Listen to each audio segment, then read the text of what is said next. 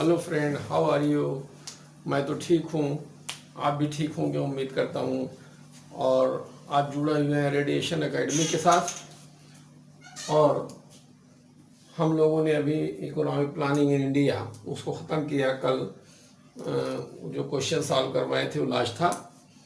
और आज हम नया टॉपिक शुरू करते हैं, पॉपुलेशन।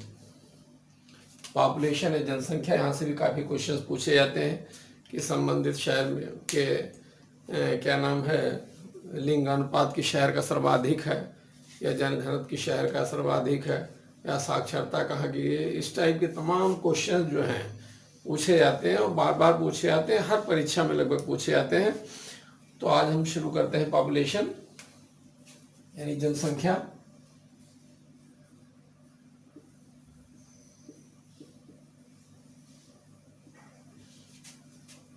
पॉपुलेशन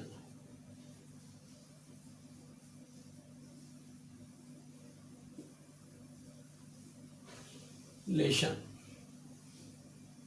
ये हमारा नया टॉपिक है। और हमारे चैनल को आप सब्सक्राइब करते जाइए और जितने वीडियोस पढ़ते हैं उसको सबको देखते जाइए, तो कोई क्वेश्चन आपका छूटेगा नहीं। और दूसरी चीज़ कि आपका कॉन्सेप्ट बिल्कुल क्लियर होगा। किसी भी एग्ज़ाम में आप बैठेंगे तो इकोनॉमिक्स के क्वेश्चन कम से कम नहीं छूटेंगे। तो जनसंख्या, पॉपुलेशन, तो पहले तो ये देख लिया जाए कि ये है क्या। तो जनसंख्या किस शाखा के अंतर्गत इसका अध्ययन किया जाता है। जनसंख्या के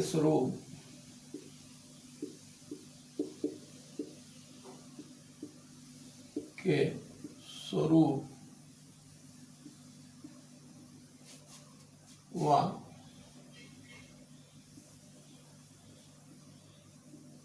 संरचना का अध्ययन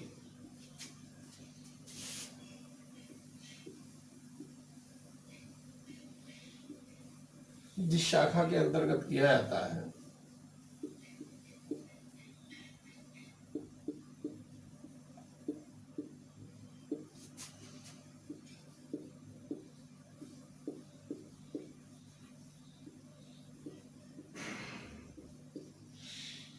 किया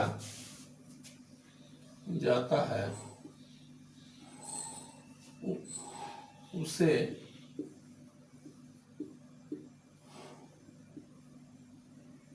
सामाजिक जननांकिकी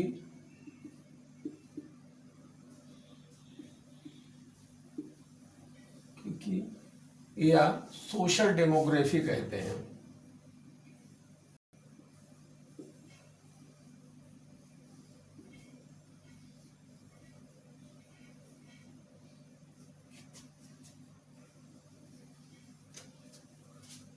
ग्राफी कहते हैं।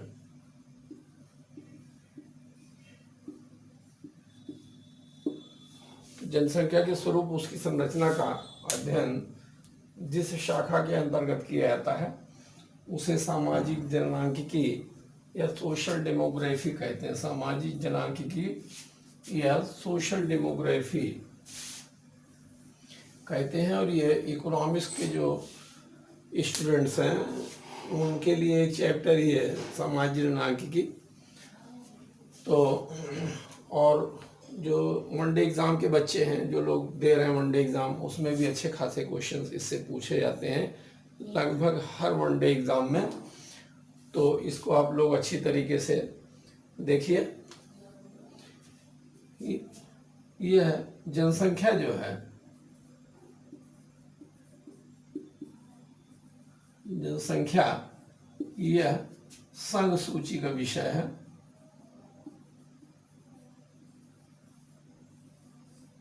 सूची का विषय है।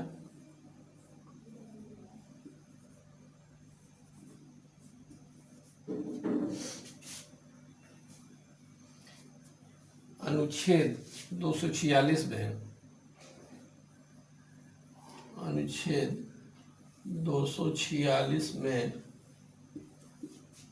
इसका उल्लेख है।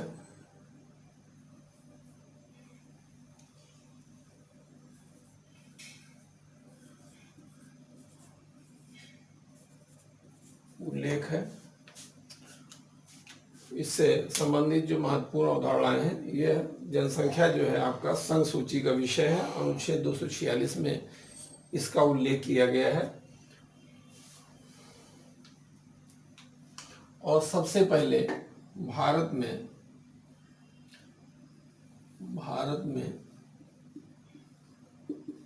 सबसे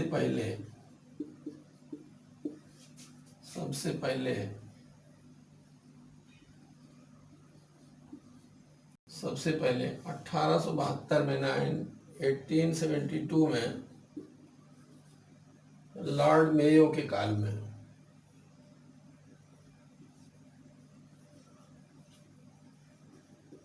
यहां से भी क्वेश्चन पूछ लिया जाता है कि सबसे पहले भारत की जनगणना कब हुई। 1872 में यह पूछ लिया जाता है किसके काल में हुई, तो लॉर्ड मेयो के काल में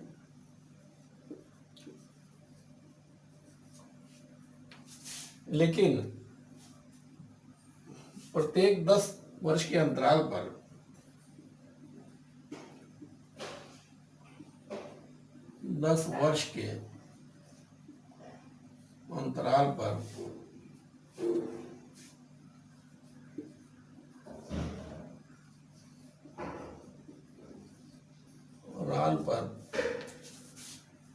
नियमित रूप से जनगणना का काम जो है 1881 से शुरू हुआ, 1881 से। उस समय वायसराय थे लॉर्ड रिपन। लॉर्ड रिपन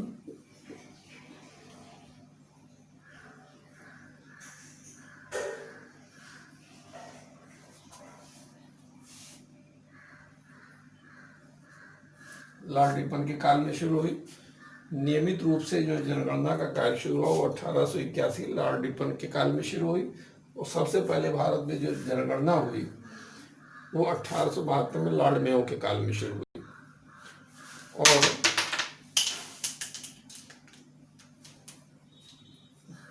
इस आधार पर हम अभी देख सकते हैं कि स्वतंत्र भारत की पहली जनगणना जो हुई है तो 1951 में हुई है।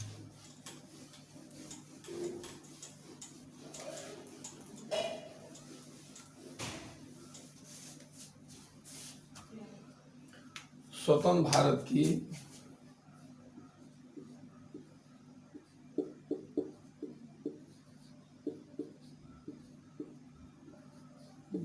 की ये मैं आपको ये समझिए कि क्वेश्चन बता रहा हूं।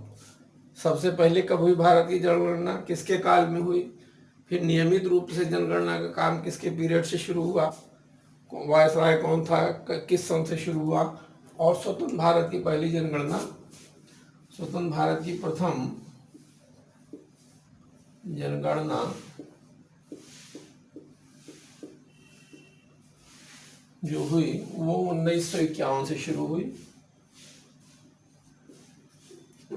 यानी अब ये देखा जाए कि 1881 में हुई, फिर उसके बाद 1891 में हुई, 1891 में फिर 1901 में 1901 में हुई, फिर 1911 में हुई, फिर 1921 में हुई, फिर 1931 में हुई,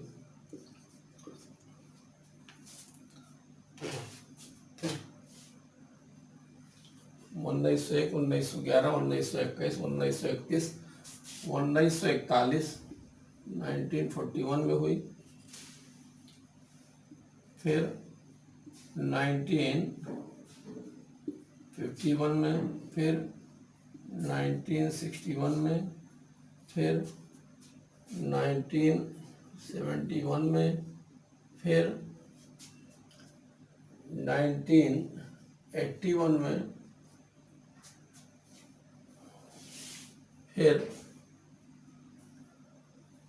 1991 में, फिर 2001 में, फिर उसके बाद 2011 में।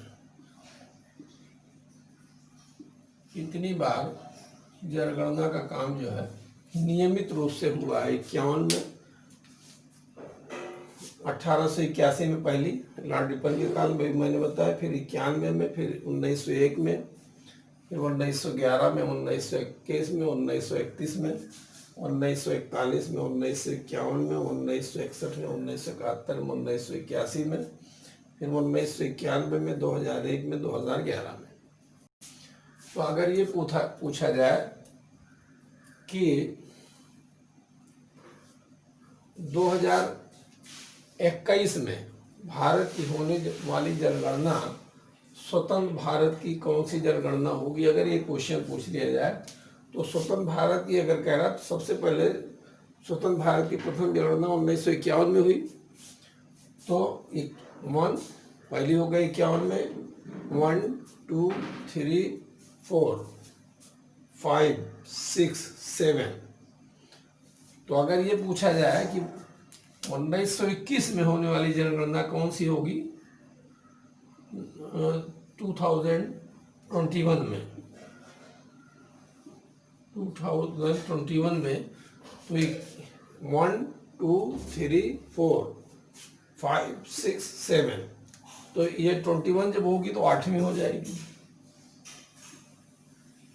8वीं जनगणना। अगर ये पूछा जाता है 11वीं 2011 तक, 2011 की कौन सी चौथी जनगणना है स्वतंत्र भारत की, तो आप ये 7वीं आपका आंसर हो जाएगा। और अगर पूछा जाए कि नियमित रूप से जनगणना जो हुई तब से लेकर के अब तक, ये 2011 की जनगणना कौन सी जनगणना होगी, तब आप यहाँ से 21 से ऐड करेंगे। 1 2 3 4 5 6 7 8 9 10 11 12 13 14। तो ये आपका हो जाएगा 14वीं जनगणना नियमित रूप से। 1 2 3 4 5 6 7 8 9 10 11 12 13 14।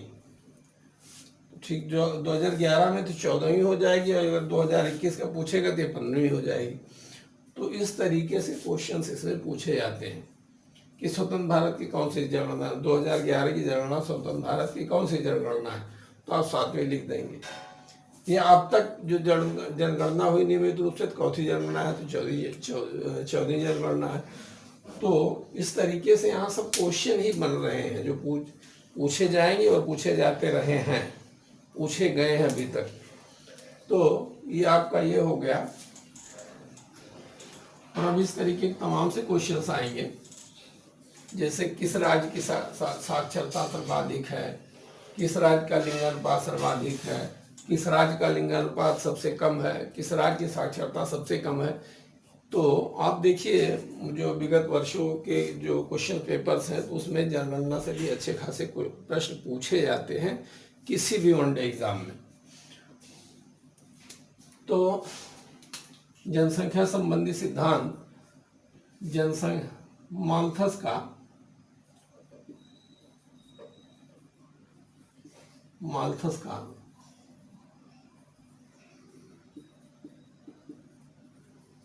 जनसंख्या संबंधी सिद्धांत।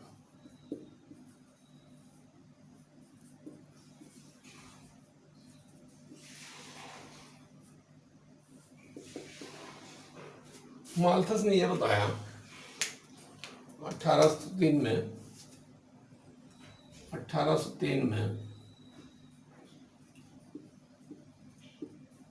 on essay on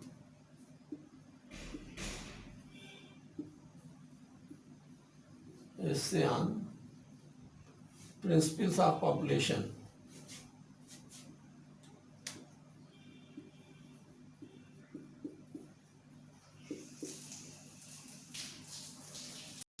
principle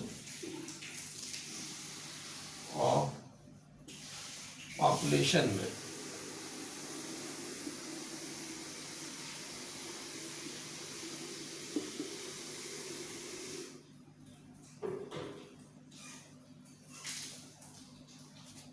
इस पुस्तक में इन्होंने जनसंख्या संबंधी अपना सिद्धांत दिया 1803 में सियान प्रिंसिपल्स ऑफ पॉपुलेशन में माल्थस ने।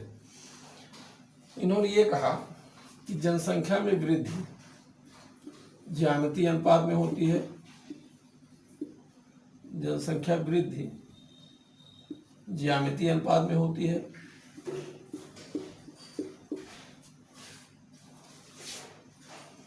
ज्यामितीय अनुपात में होती है, यानी जनसंख्या में वृद्धि जो होती है वो 2, 4, 6,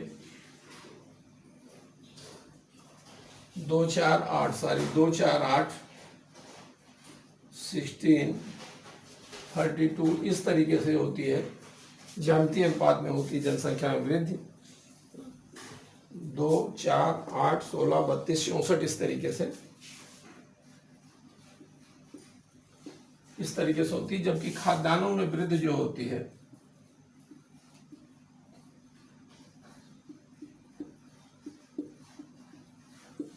में वृद्धि गणितीय अनुपात में होती है। गणितीय अनुपात में यानी इसमें जो वृद्धि होगी 1, 2, 3, 4, 5, 6 डॉट डॉट डॉट इस तरीके से होगी। और जनसंख्या में वृद्धि ज्यामितीय अनुपात में होने के कारण किसी भी देश की जनसंख्या 25 वर्ष में दूनी हो जाती है,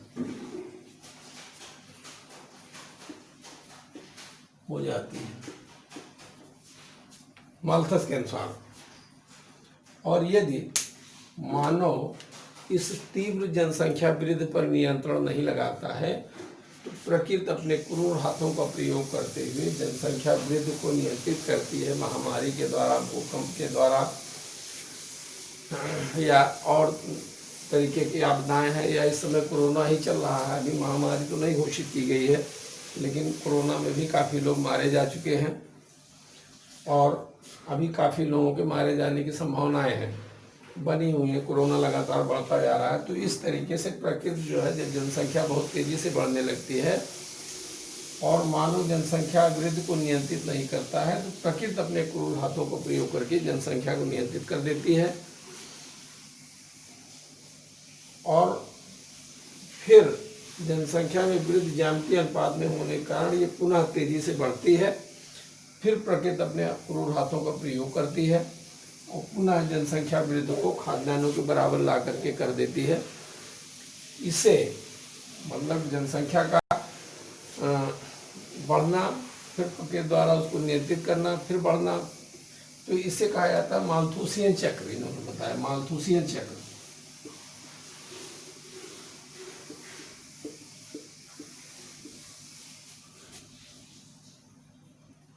माल्थुसियन चक्र।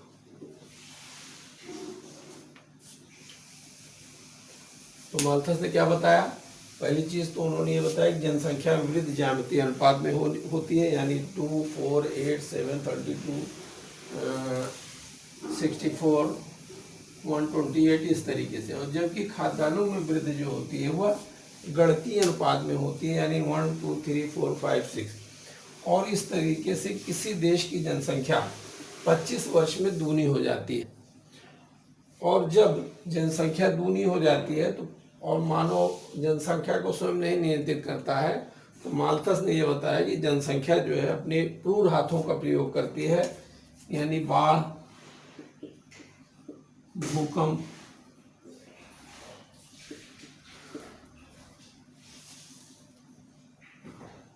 महामारी, जिससे इस समय कोरोना चल रहा है, इस तरीके के उपाय अपना करके जनसंख्या को क्या करती है? नियंत्रित कर देती है, खाद्यान्नों को बराबर कर देती है। लेकिन जनसंख्या वृद्धि चूंकि ज्यामितीय अनुपात में होती है, इसलिए जनसंख्या फिर बहुत तेजी से बढ़ेगी और खाद्यान्नों से अधिक हो जाएगी। फिर प्रकृति क्या करेगी, क्रूर हाथों का प्रयोग करेगी, जनसंख्या को नियंत्रित करेगी। तो इस तरीके से जनसंख्या का बढ़ना और घटना, इसको मालथूसियन चक्र कहा गया। मालथूसियन चक्र। और यह चक्र इनके हिसाब से देखा जाए तो प्रत्येक 25 वर्ष के बाद ये चलता रहेगा, मालथूसियन चक्र। लेकिन व्यवहार में ऐसा नहीं पाया जाता है। माल्थस का यह सिद्धांत व्यवहार में बहुत तो नहीं सत्य है, लेकिन देखा यह भी जाता है कि इस सिद्धांत की सत्यता पाई जाती है। जैसे इस समय कोरोना चल रहा है, तो उसमें काफ़ी लोग फॉरेन में इस बीमारी के कारण मर गए। इंडिया में भी ये फैला हुआ है, बहुत तेज़ी से इसका ग्राफ बढ़ता जा रहा है। देखते हैं क्या होता है। प्रकृति कुछ ऐसा ना वो करे कि जिससे ये महामारी का रूप ले ले। तो अब इन्होंने इसको नियंत्रित करने के उपाय बताए।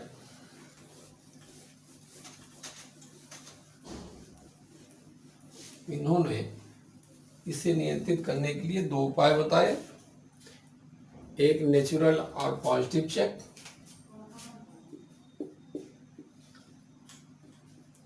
नेचुरल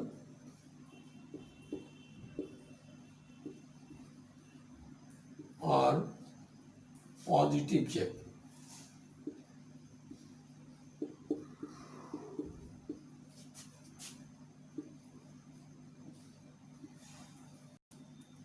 और दूसरा है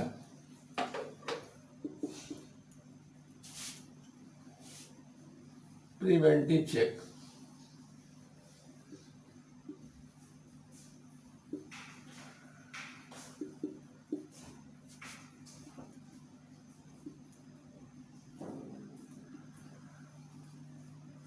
यानी प्रतिबंधात्मक प्रतिबंध।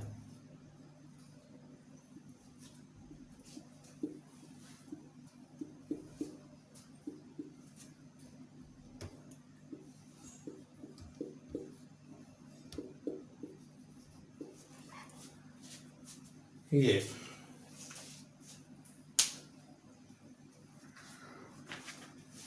नेचुरल चेक या प्रतिबंधात्मक प्रतिबंध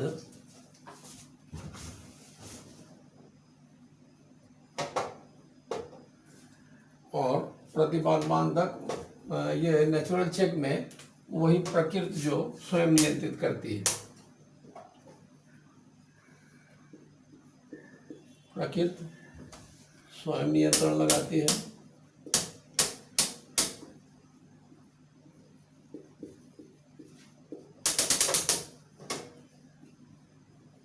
कैसे लगाती है अभी मैंने बताया। प्रतिबंध में इन्होंने या तो ये जो आधुनिक उपाय हैं, जैसे परिवार नियोजन के, जैसे नसबंदी है, कंडोम, इसका इस्तेमाल, तो इसको ये सकारात्मक नहीं मानते थे।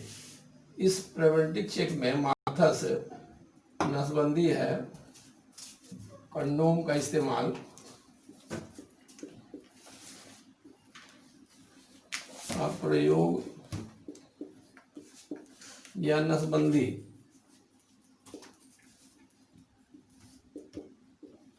बंदी को ये सकारात्मक उपाय नहीं मानते थे। तो इन्होंने कहा कि प्रिवेंटिव चेक में जो मनुष्य स्वयं अपनाता है, उसमें क्या करना चाहिए, मनुष्य को देर से शादी करे,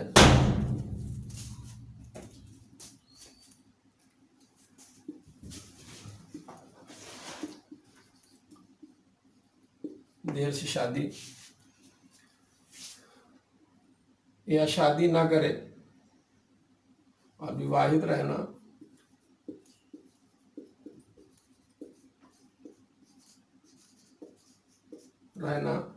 संयमित रहना।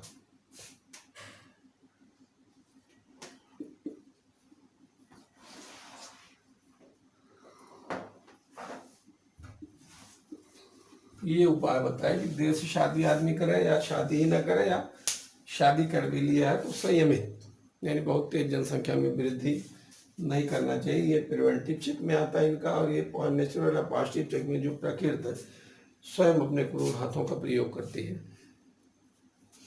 तो ये माल्थस के जनसंख्या संबंधी सिद्धांत हैं और अनुकूलतम जनसंख्या संबंधी सिद्धांत या अनुकूलतम जनसंख्या सिद्धांत एक और पढ़ लेते हैं, फिर उसके बाद हम लोग ये देखेंगे कि क्या किस साक्षरता क्या है, जनघनत्व क्या है, लिंगानुपात क्या है, ये सब देखेंगे। शिशु मृत्यु दर क्या है, बाल मृत्यु दर क्या है, किस राज्य की शिशु मृत्यु दर ज़्यादा है, किसकी कम है, महिला मृत्यु दर किसकी ज़्यादा है, ये सब भी देखेंगे। लेकिन अब हम ये शुरू करते हैं अनुकूलतम जनसंख्या सिद्धांत या जनसंख्या का अनुकूलतम सिद्धांत।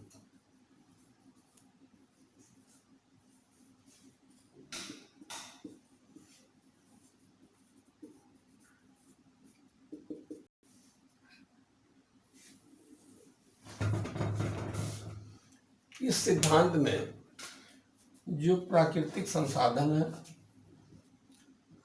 प्राकृतिक संसाधनों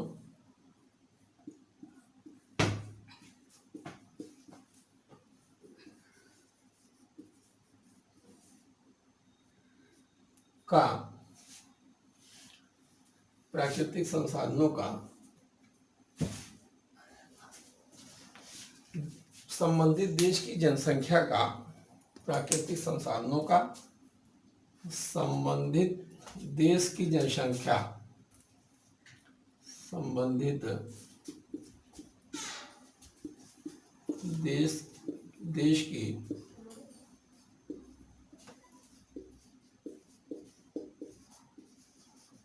जनसंख्या का अनुकूलतम प्रयोग का अध्ययन किया जाता है।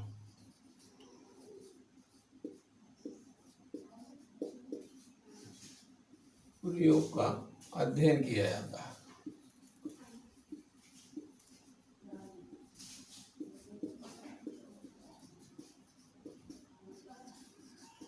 यानी इस सिद्धांत के अनुसार जहां पर जो किसी देश के प्राकृतिक संसाधन है, उन संसाधनों का उस देश की जनसंख्या जहां पर अनुकूलतम प्रयोग कर लेती है, वहीं पर क्या होगी, राष्ट्रीय आय अधिकतम होगी। राष्ट्रीय आय अधिकतम होगी। प्राकृतिक संसाधन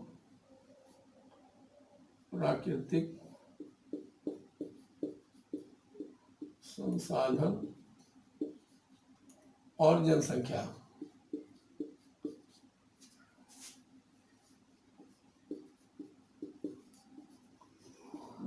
का जहां पर अनुकूलतम प्रयोग होगा,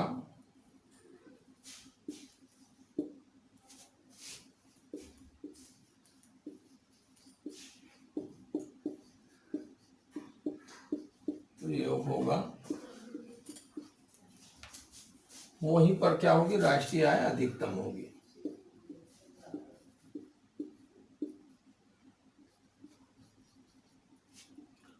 अधिकतम होगी।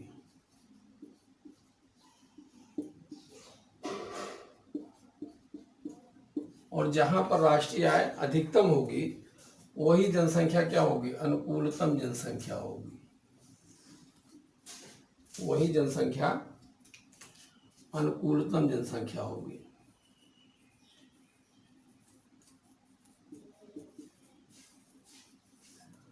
अनुकूलतम जनसंख्या होगी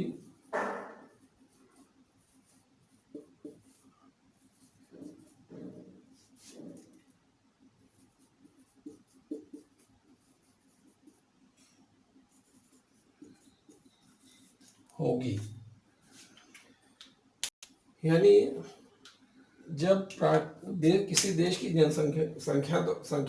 जब किसी देश की जनसंख्या द्वारा संबंधित देश के प्राकृतिक संसाधनों का अनुकूलतम अनुपात निश्चित हो जाता है, तो वहीं पर क्या होती है, उनके उत्पादकता के कारण, देश की जनसंख्या की उत्पादकता के कारण प्रति व्यक्ति राष्ट्रीय आय क्या होगी, वो अधिकतम हो जाएगी। और जिस जनसंख्या पर राष्ट्रीय आय अधिकतम होगी वही संबंधित देश की अनुकूलतम जनसंख्या कहलाती है। कल हम इसको एक ग्राफ के द्वारा आपको दिखाएंगे कि कब ये अनुकूलतम जनसंख्या होगी और कब जो है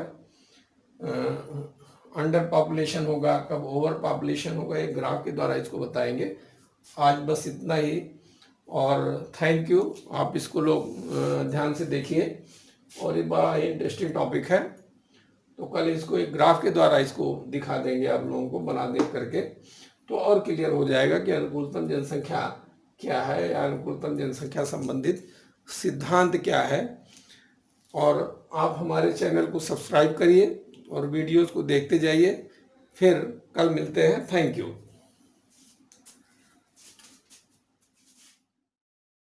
Subscribe now and press the bell icon.